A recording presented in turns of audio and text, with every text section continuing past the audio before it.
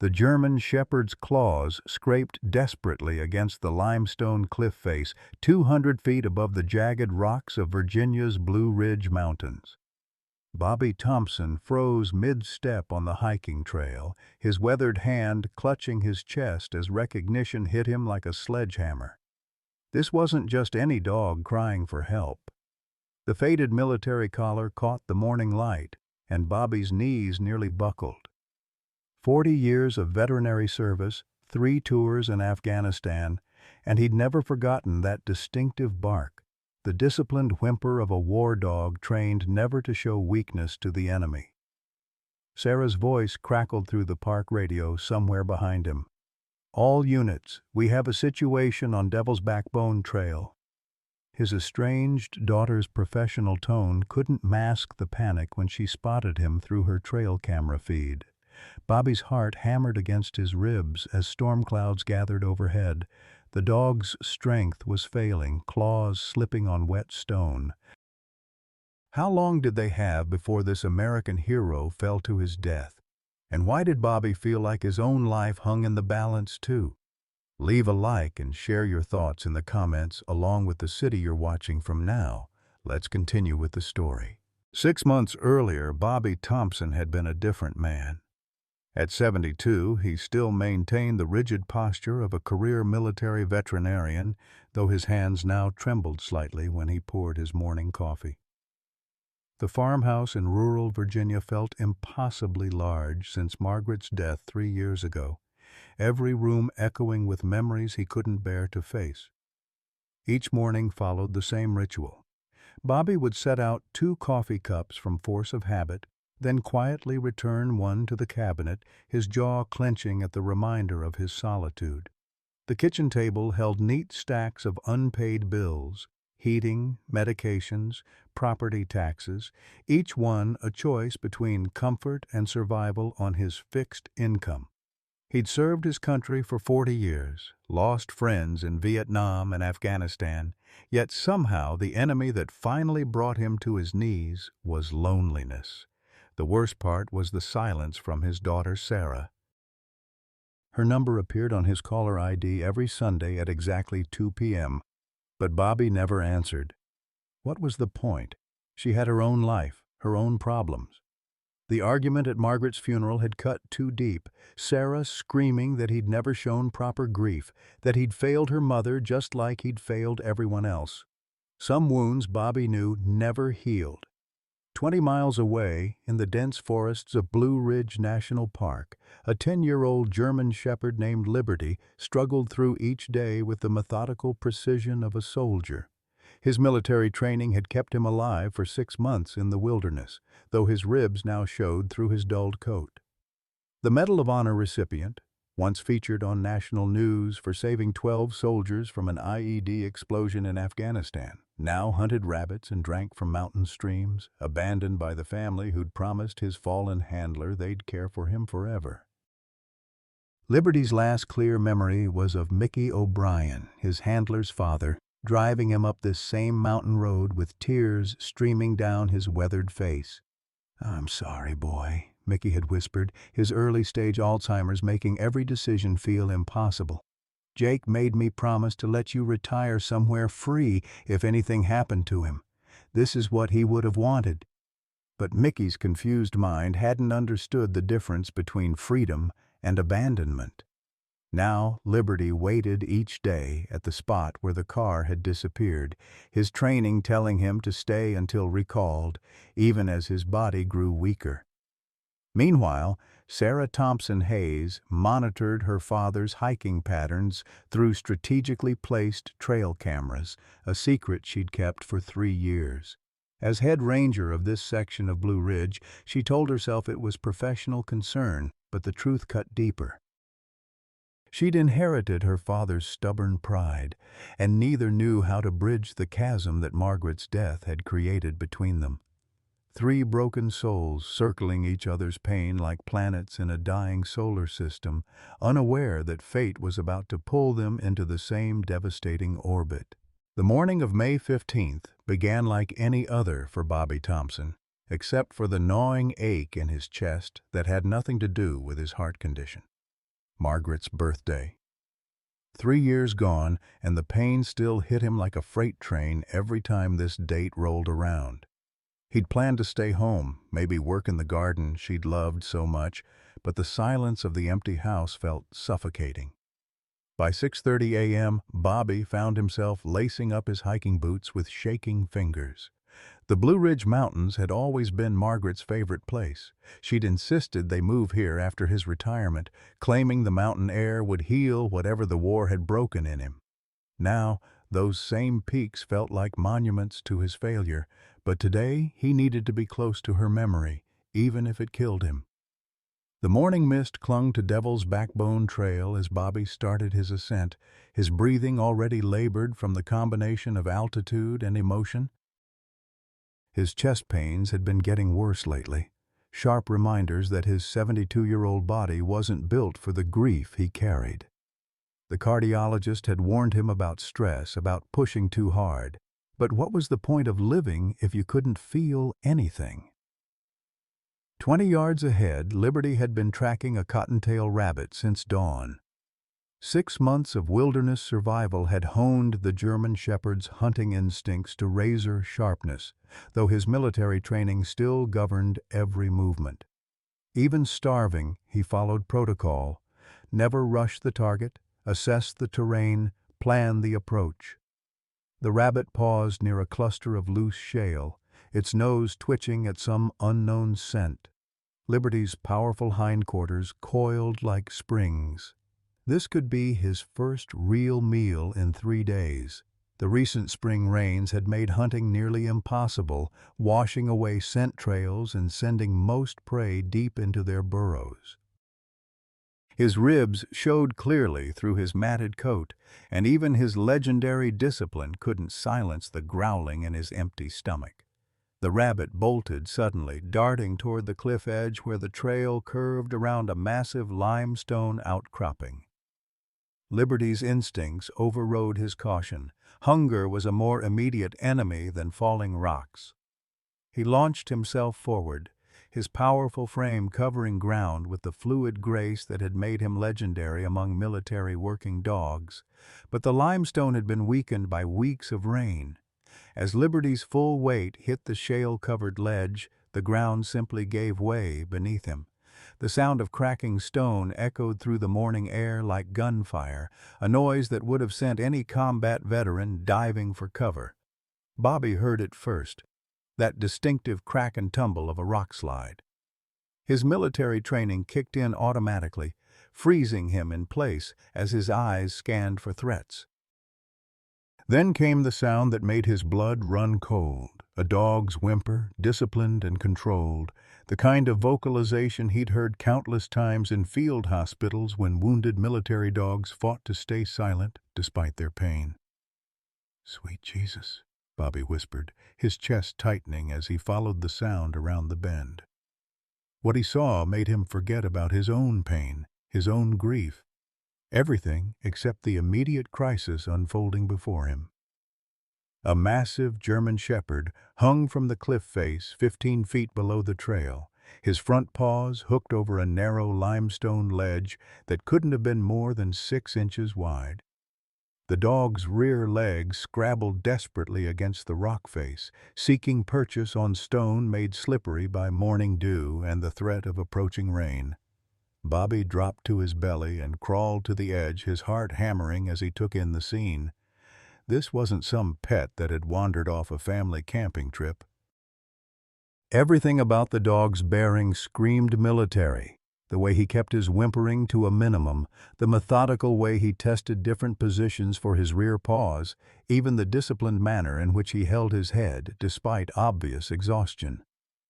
"Easy, boy," Bobby called down, his voice automatically taking on the calm, authoritative tone he'd used with countless wounded animals in war zones. "I see you. Just hold on." The dog's ears pricked forward at the sound of a human voice, and Bobby felt a chill of recognition run down his spine. Those eyes, intelligent, alert, familiar in a way that made no sense.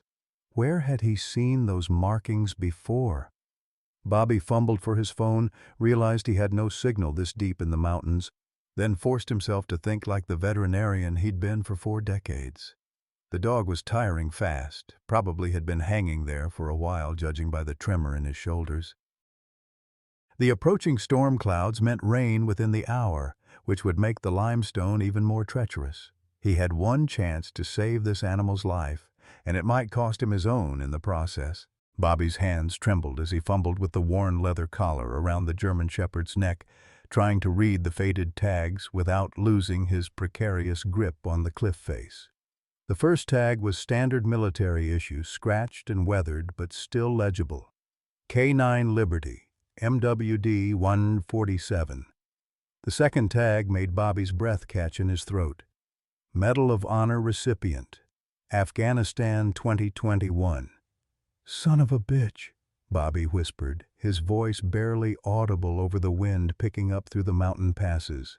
This wasn't just any military working dog. This was Liberty, the German Shepherd who'd saved 12 soldiers from an IED explosion outside Kandahar. Bobby remembered watching the ceremony on television, seeing this very dog receive the Medal of Honor from the Secretary of Defense while his handler's family wept in the front row. The recognition hit Bobby like a physical blow. He'd treated this dog, Afghanistan, 2019, at the Forward Operating Base Veterinary Station. Liberty had come in with shrapnel wounds after a mortar attack, and Bobby had spent 3 days nursing him back to health.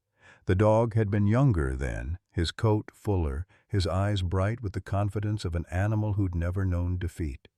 Now those same eyes held a weariness that Bobby recognized in his own mirror, the look of a soldier who'd served his country and been forgotten. "What the hell are you doing out here alone, boy?" Bobby muttered, his chest pains intensifying as the full weight of the situation settled on him. A Medal of Honor recipient, abandoned in the Virginia mountains like unwanted trash. The thought made Bobby's hands shake with something beyond his usual tremor, pure rage at whoever had dumped this American hero to die alone.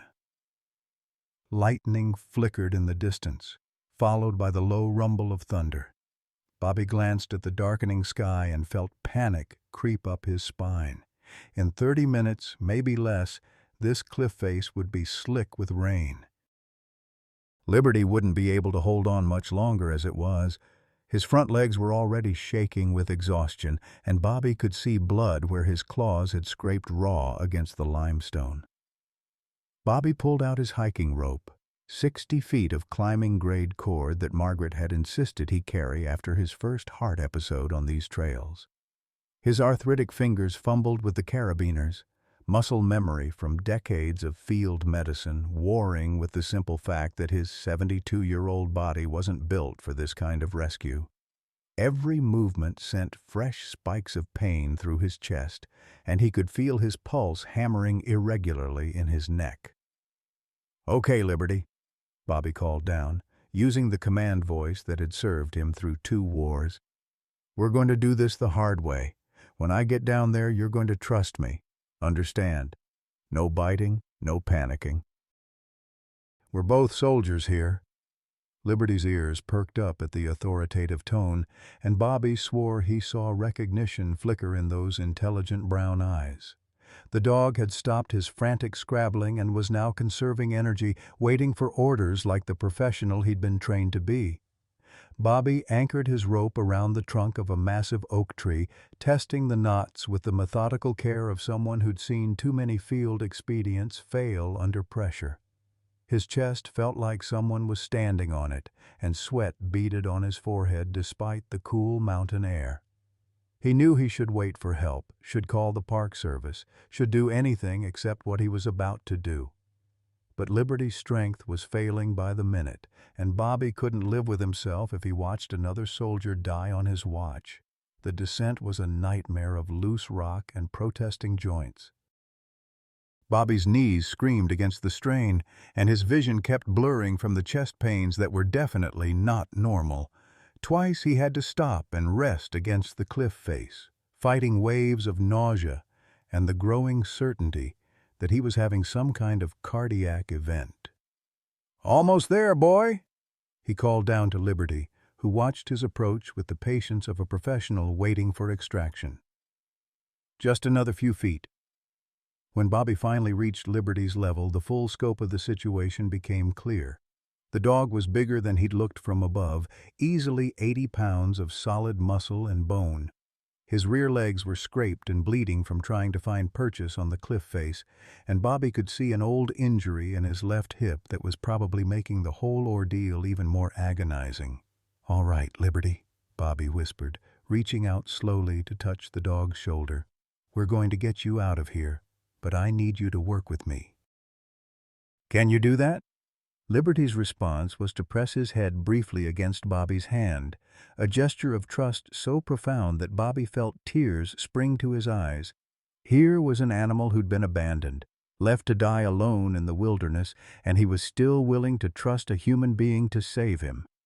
Bobby rigged a makeshift harness using his climbing gear and the spare rope from his pack, working with the efficiency of someone who'd performed emergency procedures under fire. But every movement was torture. His chest felt like it was being crushed in a vise, and his hands were shaking so badly he could barely manage the knots. The first fat raindrops began to fall just as Bobby finished securing the harness around Liberty's chest and shoulders. The limestone immediately became treacherous, and Bobby realized with growing horror that they were running out of time. One of them was going to fall, and it might be both of them. "Hold on, boy," Bobby gasped, his voice barely audible as another wave of chest pain nearly knocked him unconscious. "Just hold on a little longer." Above them, thunder rolled across the mountains like artillery fire, and the rain began in earnest. The rain turned the limestone cliff face into a death trap within minutes. Bobby pressed himself against the rock wall, his makeshift harness system around Liberty straining against the anchor point above as both man and dog fought for survival in the sudden downpour. The German shepherd's breathing had become labored, his front legs trembling with the effort of maintaining his grip on the increasingly slippery ledge. "Come on, boy," Bobby whispered through gritted teeth, his own chest pains making every breath feel like swallowing broken glass. "We've both been through worse than this." But even as he said it, Bobby knew this might be the end. His 72-year-old body was failing him at the worst possible moment. The rope burns on his palms were bleeding, his knees felt like they were filled with ground glass, and the irregular hammering of his heart was becoming impossible to ignore. Still, he couldn't let go. Not of Liberty. Not of this chance to save someone who'd served his country with honor. 15 minutes into the rescue attempt, Bobby heard the distinctive crack of his walkie-talkie above the storm. Sarah's voice, tight with professional control but edged with panic. "All units, this is Ranger Thompson. We have a situation on Devil's Backbone Trail. Sector 7, civilian in distress, possible rescue scenario." Bobby's blood ran cold. Sarah was close, too close. The last thing he needed was his estranged daughter witnessing him die on this cliff face. But even as that thought crossed his mind, another part of him felt a desperate surge of hope. Sarah had the training, the equipment, the youth that he lacked. She might be their only chance. Liberty seemed to sense the change in Bobby's demeanor. The dog's intelligent eyes met his, and Bobby saw something there that made his chest tighten with emotion rather than pain. Trust. Complete, unwavering trust from an animal who had every reason to give up on human beings entirely.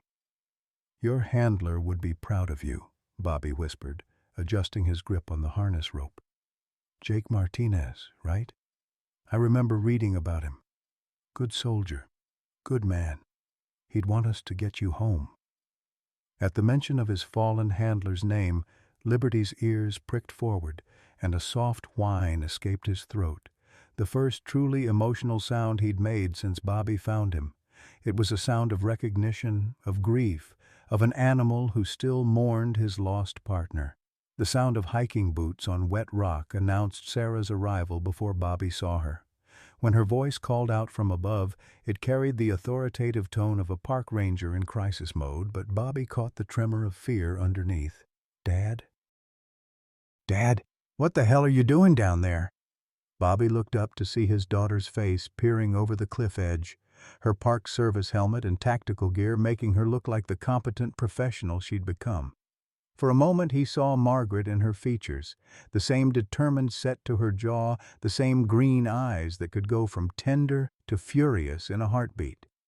"Well," Bobby called back, managing a weak grin despite his circumstances, "I'm rescuing a war hero. Thought you might want to help with that."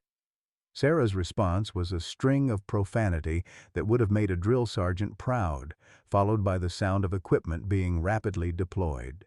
Within minutes, she had rappelled down to Bobby's position with the fluid efficiency of someone who'd done cliff rescues dozens of times. "Jesus Christ, Dad," she breathed when she saw the state he was in, the gray pallor of his skin, the way his hands shook as he gripped the rope, the obvious distress written across his features. "You're having a heart attack, aren't you?"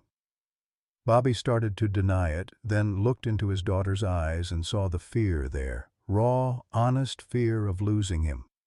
After 3 years of silence, of hurt feelings and stubborn pride, she was looking at him like he was the most important thing in her world. "Maybe a little one," he admitted, his voice barely audible over the storm. "But we're getting this dog out first.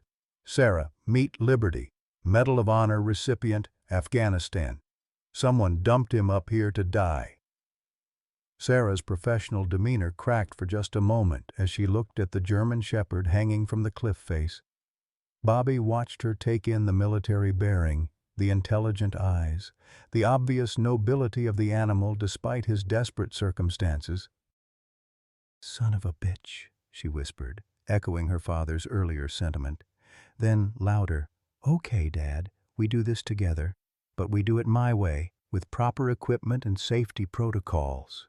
Deal?" Bobby nodded, relief flooding through him as Sarah began setting up a professional rescue system. Her movements were swift and sure, the product of years of training and experience. She anchored additional ropes, set up a pulley system that would distribute Liberty's weight more evenly, and created safety backups that Bobby's improvised system had lacked. "Liberty?" Sarah called down to the dog, her voice taking on the calm authority that Bobby remembered from her childhood. "We're going to get you out of here, boy.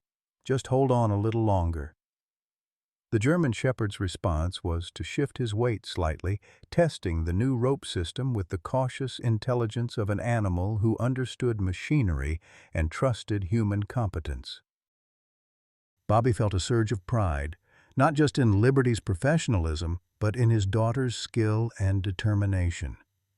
Working together, father and daughter began the slow process of hauling Liberty up the cliff face. It was exhausting work made more dangerous by the continuing rain and Bobby's deteriorating condition. Every few minutes, Sarah would have to stop and check on her father, whose face was growing grayer by the minute. "Dad, talk to me," she demanded during one of these breaks. "Tell me about Liberty. How do you know he's military?" Bobby forced himself to focus, using the conversation as a lifeline against the growing darkness at the edges of his vision. "Treated him in Afghanistan 2019. Shrapnel wounds from a mortar attack. Smart as hell. Brave as they come. His handler was killed in an IED explosion 2 years ago. So how did he end up here?" "Someone abandoned him," Bobby said, his voice hardening with anger even through the pain. "Some bastard drove him up here and left him to die. A Medal of Honor recipient, Sarah. A genuine American hero thrown away like garbage." Sarah's jaw tightened, and Bobby saw a flash of the fierce protectiveness that she'd inherited from both her parents. "Well, that's not happening on my watch," she said grimly. "Come on, Liberty. Let's get you home." The next 20 minutes were a blur of rope work, encouragement, and sheer determination. Liberty proved to be an ideal rescue subject, trusting the humans completely and doing everything in his power to assist in his own salvation. When his rear paws finally found purchase on solid rock and he was able to take some of his own weight, both Bobby and Sarah cheered despite their exhaustion. But their celebration was short-lived. As they worked to get Liberty over the lip of the cliff and onto safe ground, Bobby's strength finally gave out completely. The chest pains that had been building all morning suddenly intensified into a crushing weight that drove him to his knees. "Dad!" Sarah screamed, abandoning the rope system to catch her father as he collapsed. "Dad, stay with me?" Liberty, despite his own exhaustion and injuries, immediately moved to Bobby's side. The German shepherd lay down next to the old man, pressing his warm body against Bobby's chest in a gesture that seemed both protective and grateful. "I'm okay," Bobby whispered, though they all knew it was a lie. Just need a minute." Sarah was already on her radio calling for medical evacuation, her professional training warring with her terror at possibly losing her father just when they'd found each other again. The storm was making helicopter evacuation impossible, which meant they'd have to get Bobby down the mountain on foot, a journey that might kill him in his current condition. As if summoned by their crisis, the sound of an approaching vehicle cut through the storm.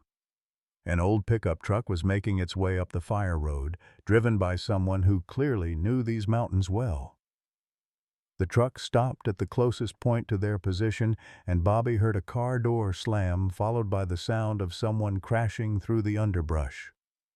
"Liberty!" a voice called out, male, elderly, desperate. "Liberty, where are you, boy?" Bobby and Sarah exchanged glances as a figure emerged from the tree line. A man in his late 50s, disheveled and clearly distressed. He wore the hollow-eyed look of someone fighting a losing battle with his own mind, and when he saw Liberty lying next to Bobby, he fell to his knees in the mud. "Oh, God," the man whispered. "Oh, God, what have I done?" It was Mickey O'Brien, and his arrival was about to change everything they thought they knew about Liberty's abandonment. Mickey O'Brien crawled through the mud toward Liberty, his movements erratic and desperate, like a man fighting through a fog of confusion and guilt. Rain streamed down his weathered face, mixing with tears as he reached out with trembling hands toward the German shepherd who had once been his son's most trusted companion. "Liberty, boy," Mickey whispered, his voice breaking. "I'm so sorry. I'm so damn sorry." Liberty's ears perked forward at the familiar voice, but his reaction was complex.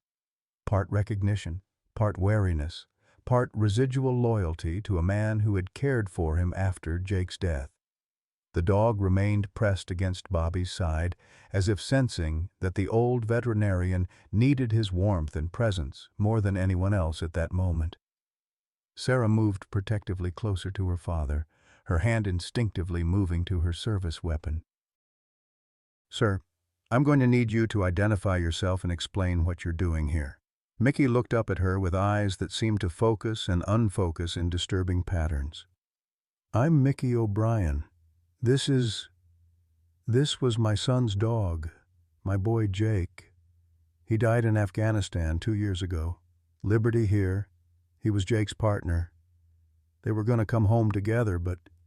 His voice trailed off as he fought against the confusion that seemed to cloud his thoughts.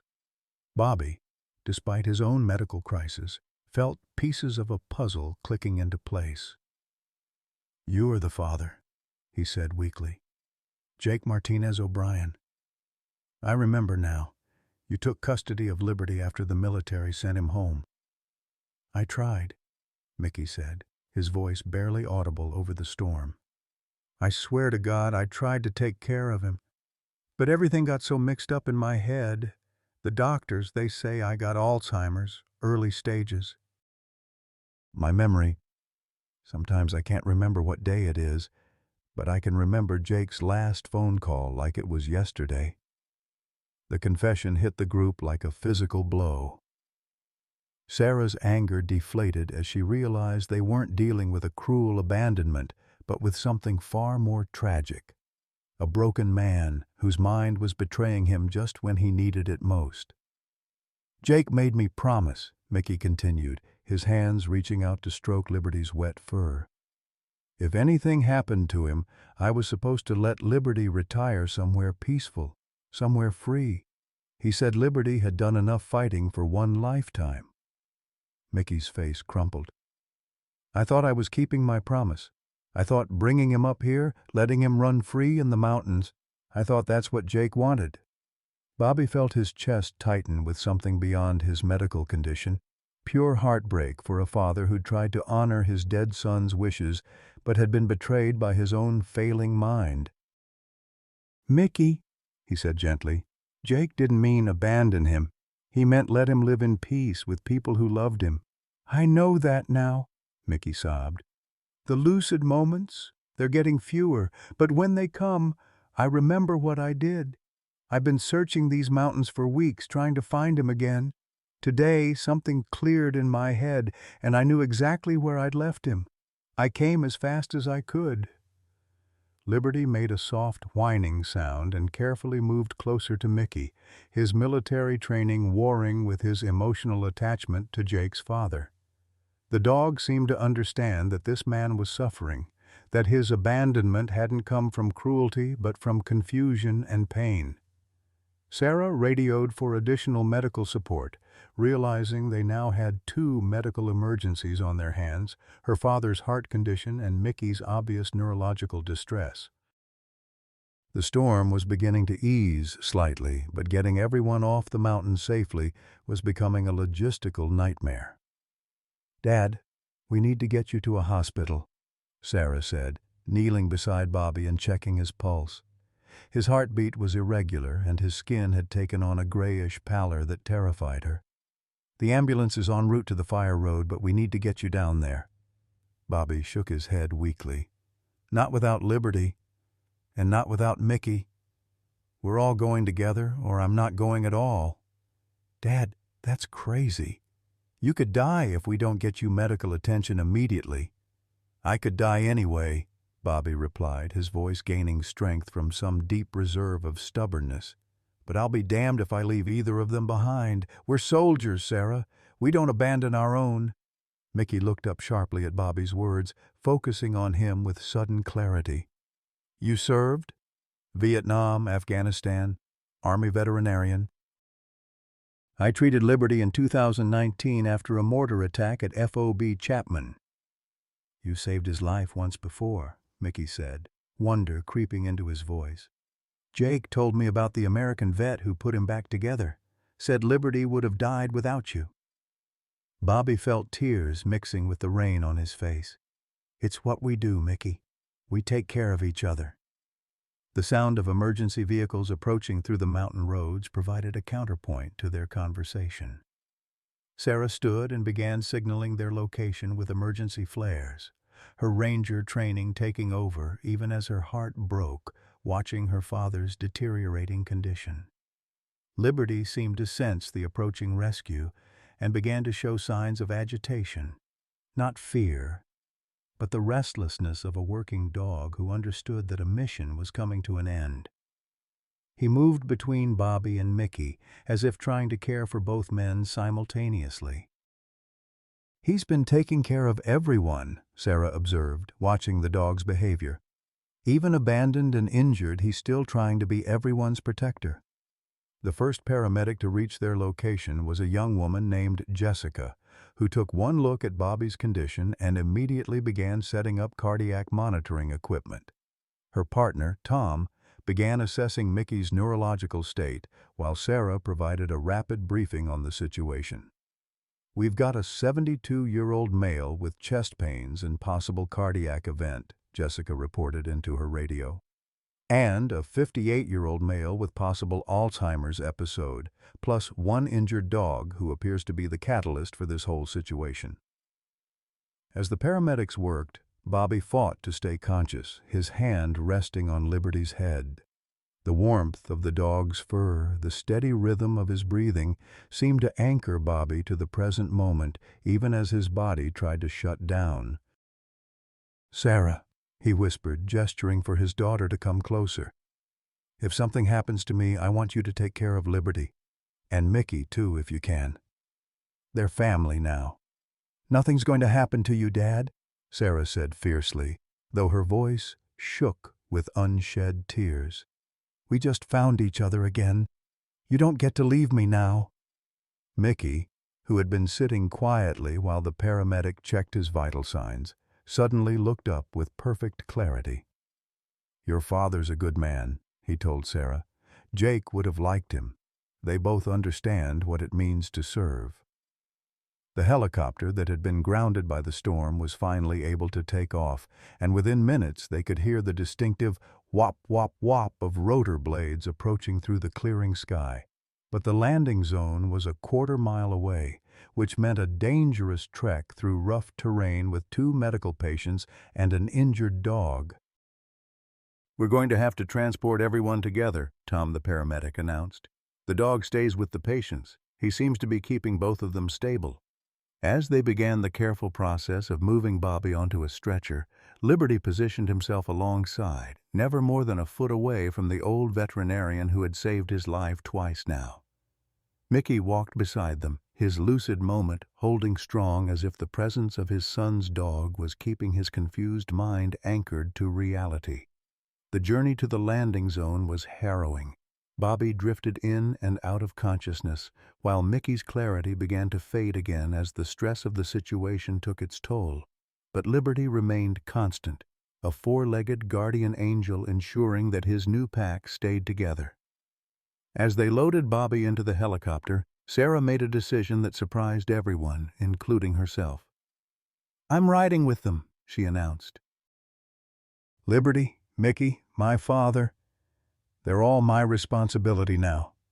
The helicopter lifted off into the clearing afternoon sky, carrying 4 souls who had found each other in the most unlikely circumstances: a broken father, his estranged daughter, a confused old man, and a war dog who had somehow become the glue holding them all together. The emergency room at Virginia Commonwealth University Medical Center erupted into controlled chaos as the helicopter touched down on the helipad. Bobby's condition had deteriorated during the flight, his heart rhythm becoming increasingly erratic despite the paramedics' best efforts.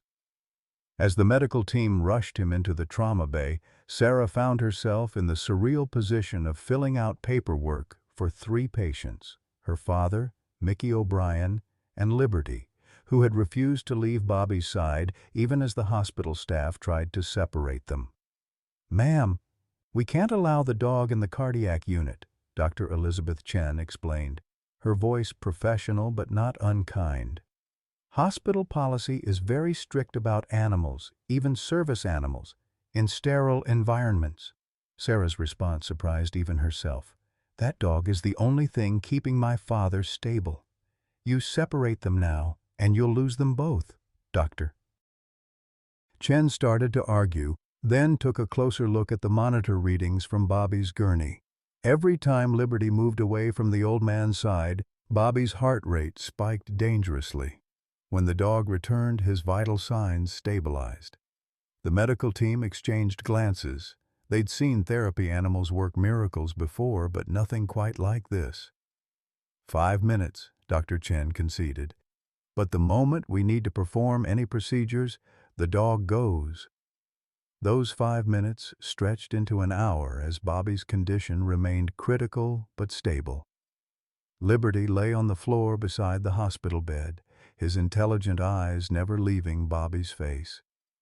The dog seemed to understand that his presence was somehow keeping the old veterinarian tethered to life, and he took that responsibility with the seriousness of a soldier on guard duty.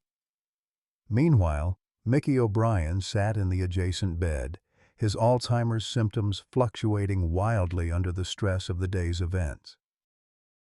Sometimes he was perfectly lucid, asking detailed questions about Bobby's condition and Liberty's injuries. Other times he stared blankly at the ceiling, convinced he was back in Vietnam and asking where his rifle was. "This is a nightmare," Sarah whispered to herself as she juggled phone calls with insurance companies, veterinarians, and the assisted living facility where Mickey was supposed to be residing. How did he even get out? They're supposed to be monitoring him. The answer came from a social worker named Patricia Williams, who arrived at the hospital looking harried and apologetic. "Mr. O'Brien has been increasingly agitated about his dog for weeks," she explained. He keeps having lucid episodes where he remembers abandoning Liberty, and the guilt is eating him alive. This morning he managed to slip out during a shift change. We found his room empty and his truck gone. Sarah felt a surge of anger that surprised her with its intensity. "So you people just let a man with Alzheimer's drive off into the mountains? What if he'd been killed? What if he'd killed someone else?" "Mrs. Hayes, I understand your frustration, but—" "It's Thompson," Sarah snapped, "and my frustration is the least of your problems right now. That man's son died serving our country, and you're treating him like he's some kind of criminal instead of a grieving father who's losing his mind." The confrontation was interrupted by a commotion from Bobby's bed. His heart monitor was screaming alarms as his body went into full cardiac arrest. The medical team swarmed around him, shouting orders and reaching for defibrillation equipment. "Get the dog out of here," Dr. Chen yelled. "We need to shock him." But Liberty refused to move. The German Shepherd positioned himself between the medical team and Bobby's bed, his training as a protection dog overriding everything else. He wasn't aggressive, but his body language made it clear that he wouldn't allow anyone to hurt the man who had saved his life. "Liberty, down!" Sarah commanded, using the authoritative voice she'd learned from years of park ranger work. "Let them help him!" The dog looked at her with eyes full of confusion and loyalty, then reluctantly moved aside just enough to allow the medical team access to Bobby's chest. As the defibrillator charged, Liberty let out a low whine that seemed to echo through the entire emergency department. The first shock didn't work. Bobby's heart remained still, flatlined on the monitor. Dr. Chen called for increased voltage while Sarah felt her world collapsing around her. She'd just gotten her father back, and now she was going to lose him anyway. The second shock sent Bobby's body arching off the bed. For a terrifying moment, the monitor remained flat. Then, suddenly, a weak but steady heartbeat appeared on the screen. Liberty was at Bobby's side before anyone could stop him, pressing his nose against the old man's hand. Bobby's eyes fluttered open, unfocused but alive. "Liberty?" Bobby whispered, his voice barely audible. "You okay, boy?" The dog's tail wagged once, a small movement that somehow conveyed more emotion than words ever could. Dr. Chen stared at the scene, her medical training warring with what she'd just witnessed. "I've been practicing emergency medicine for 15 years, she said quietly, "and I've never seen anything like that. It's like the dog knew exactly when to let us work and when to provide support." The next few hours passed in a blur of medical procedures, insurance forms, and increasingly desperate phone calls. Bobby's heart attack had been severe, requiring immediate surgery to insert stents in 2 blocked arteries. Mickey's Alzheimer's episode was complicated by dehydration and exhaustion, requiring IV fluids and careful monitoring. Liberty's injuries from his cliff ordeal, cuts on his paws, strained muscles, and what appeared to be an old hip injury, needed attention from the veterinary team that Dr. Chen had called in as a favor. But the real crisis wasn't medical, it was financial. Bobby's insurance would cover his heart surgery, but the deductibles and co-pays would wipe out what little savings he had left. Mickey's care facility was threatening to discharge him for his unauthorized departure, leaving him with nowhere to go. Liberty's veterinary bills were mounting, and as a stray animal, he had no coverage at all. Sarah found herself in the hospital cafeteria at 2 a.m., staring at a cup of coffee she couldn't afford, and trying to figure out how to save 3 lives with resources she didn't have. Her own financial situation was precarious. Park rangers didn't make enough money to cover multiple medical emergencies, and her ex-husband was already threatening to sue for custody if she took on any additional responsibilities.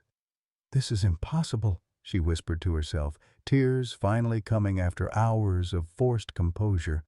"I can't save everyone." That's when her phone rang. The caller ID showed a number she didn't recognize, but the voice on the other end was warm and professional.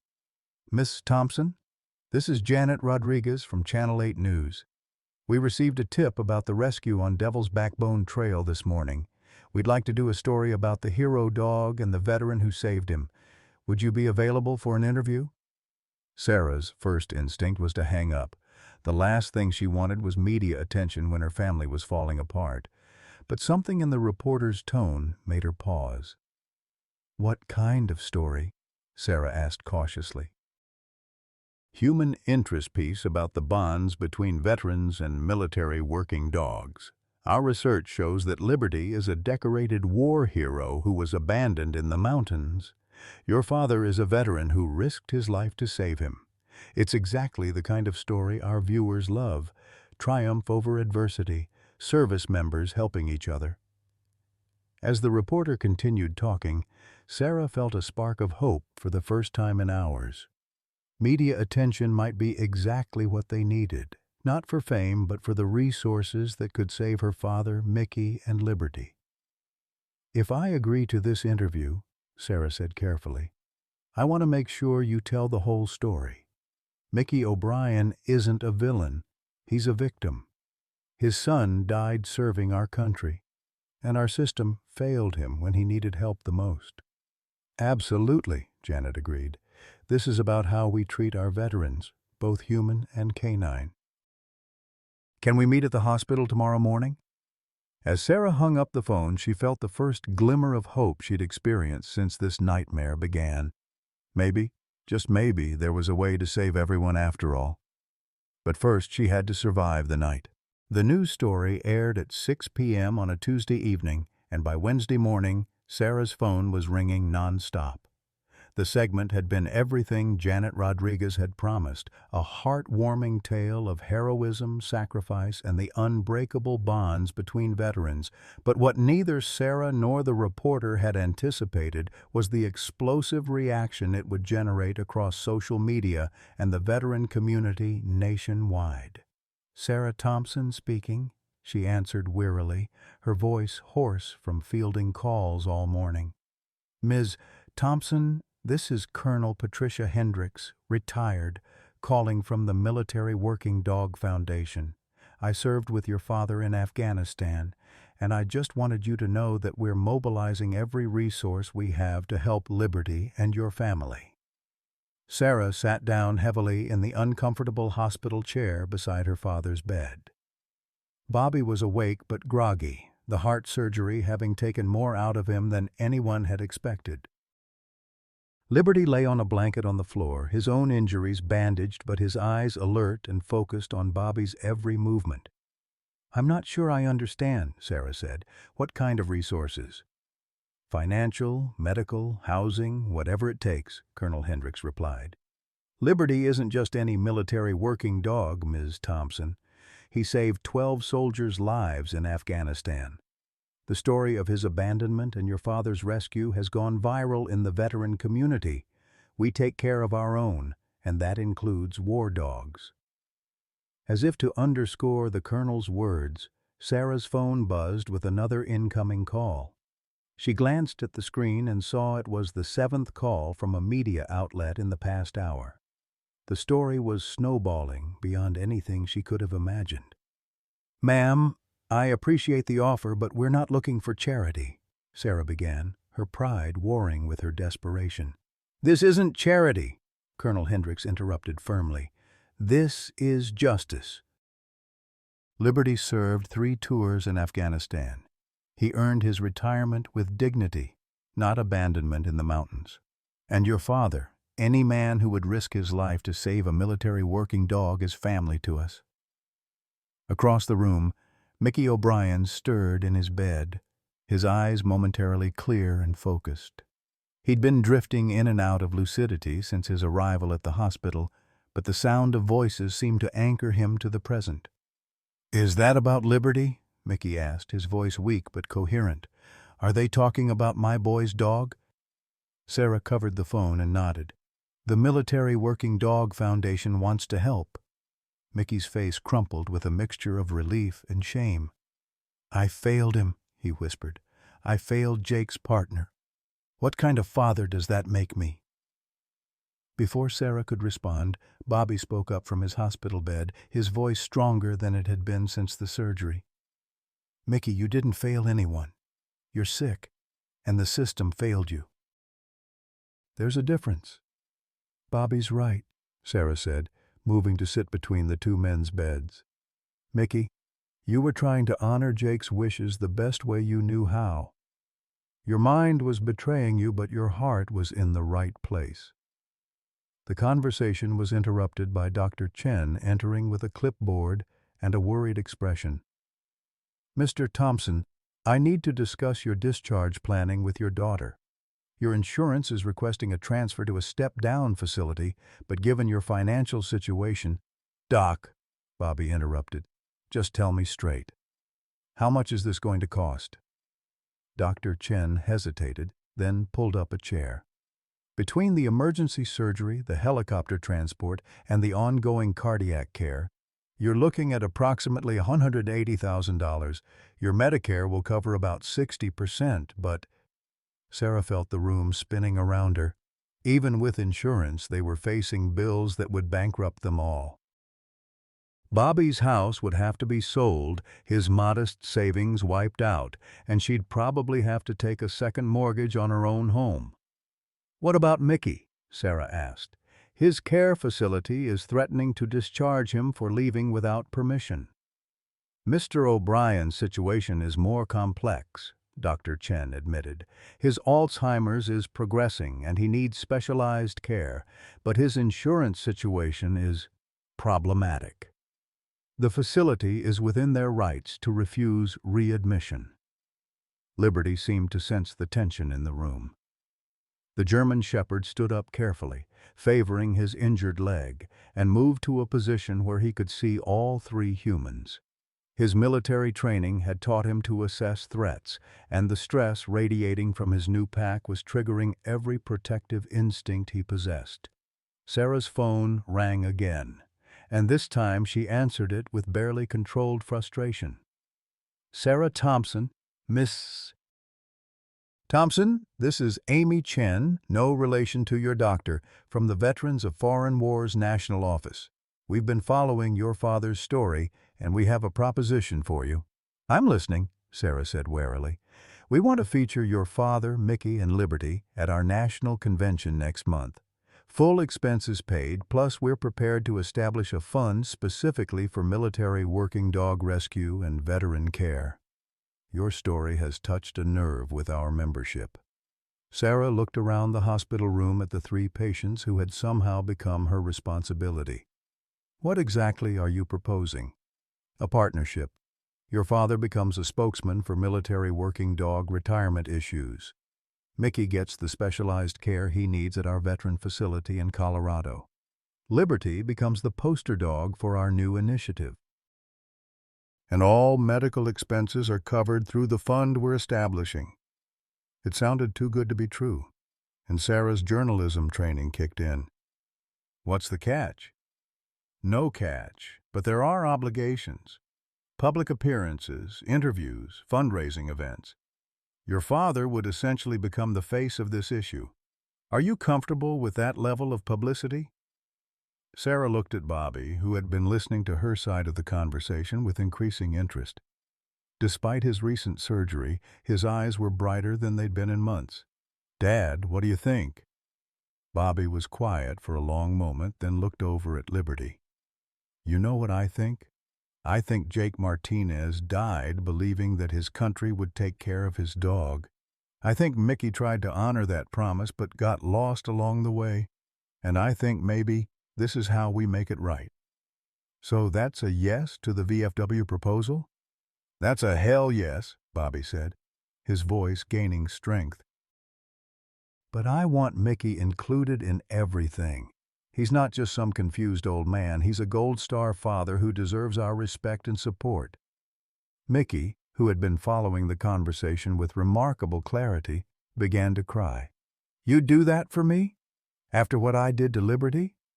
"What you did," Bobby said firmly, "was love your son so much that you tried to honor his last request, even when your own mind was failing you. That's not something to be ashamed of. That's something to be proud of.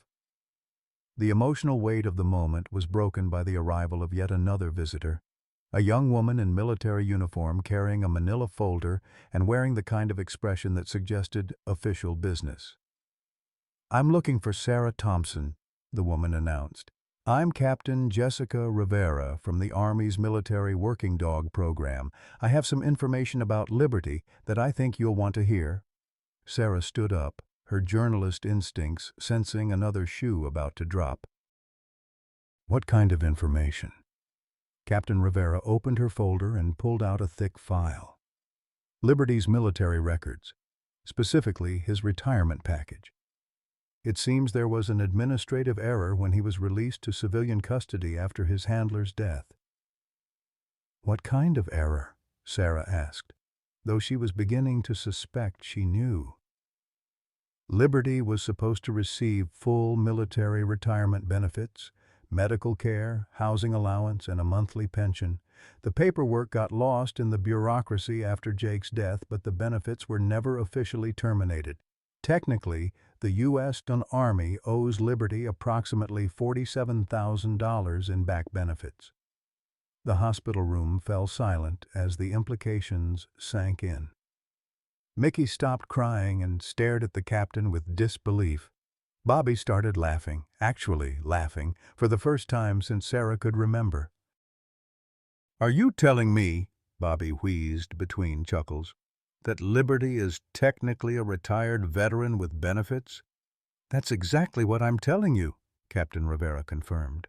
"And there's more. The Army is prepared to expedite processing of his full retirement package, including transfer of benefits to his designated caregiver." Sarah felt like she was dreaming. Designated caregiver?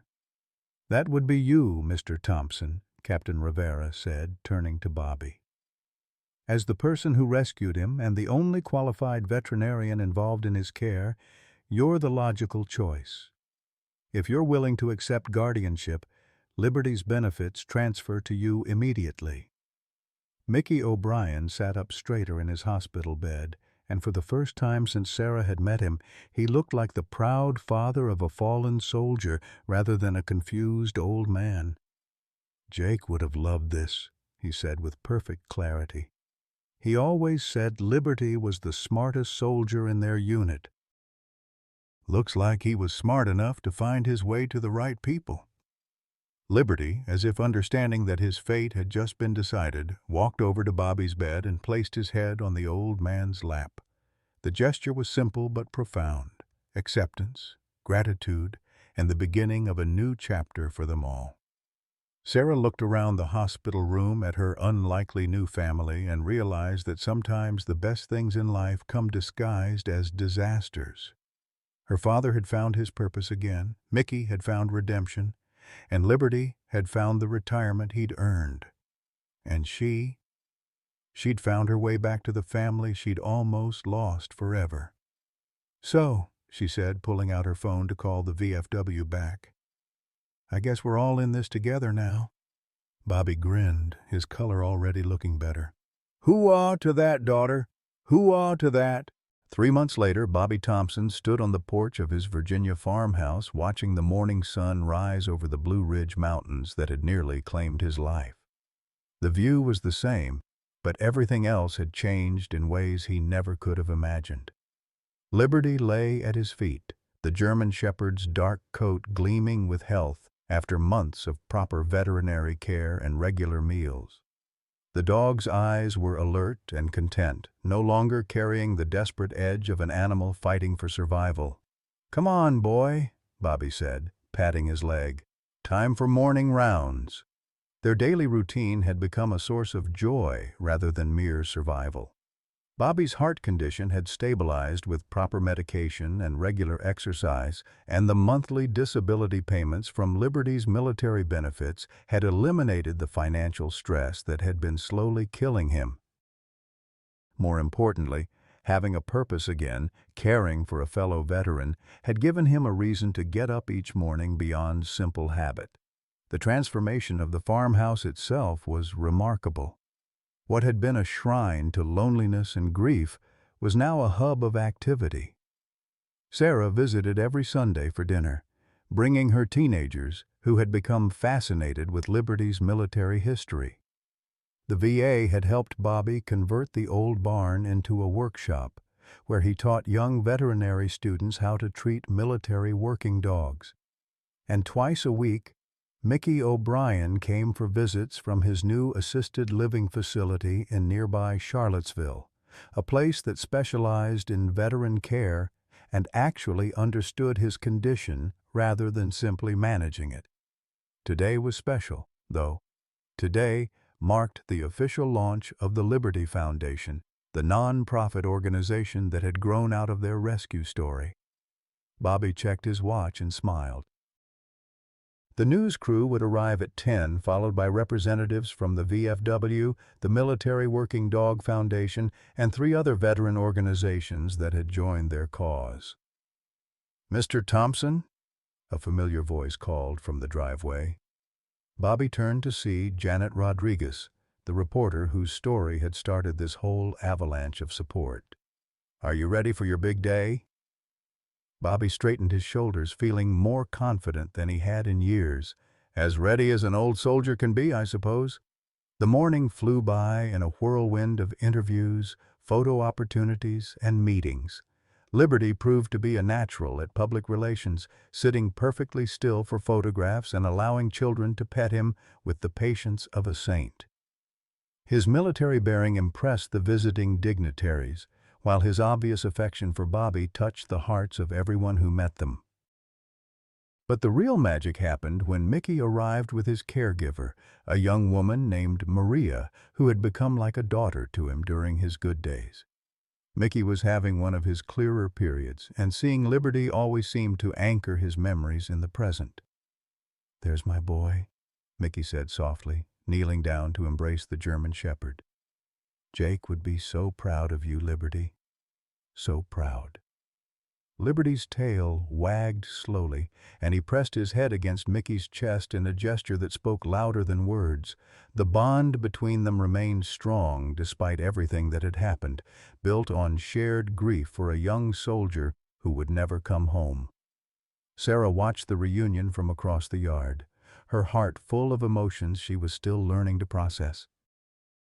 The past 3 months had taught her that family wasn't just about blood relationships, it was about choosing to care for each other even when it was difficult, even when it hurt, even when the future was uncertain.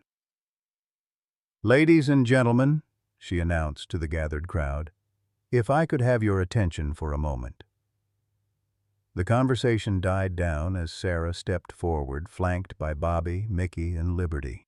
This was the moment they'd all been working toward, the official announcement of the Liberty Foundation's mission and scope.